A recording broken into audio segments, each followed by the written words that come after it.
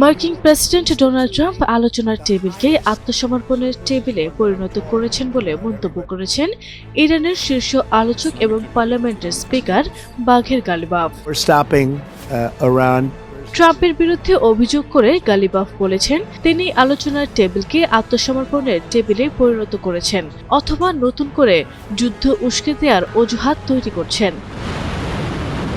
যুক্তরাষ্ট্র ইরান আলোচনা স্থবির হয়ে পড়ার মধ্যে এবং যুদ্ধবিরতির সময়সীমা ঘনিয়ে আসায় গালিবাফ বলেন, আমরা হুমকির ছায়ায় কোনো আলোচনাকে গ্রহণ করি না। গত 2 সপ্তাহে আমরা যুদ্ধক্ষেত্রে নতুন কিছু পদক্ষেপ প্রকাশের জন্য প্রস্তুত নিয়েছি।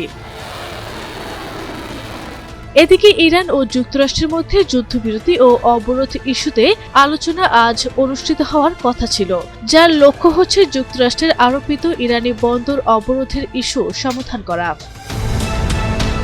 তবে আজ অথবা কাল এই বৈঠক হবে বলে আশা প্রকাশ করেছেন মধ্যস্থকারী দেশ পাকিস্তান। তবে এই নিয়ে এখনো পর্যন্ত কোনো আশার আলো দেখাতে পারেনি যুক্তরাষ্ট্র ও ইরান।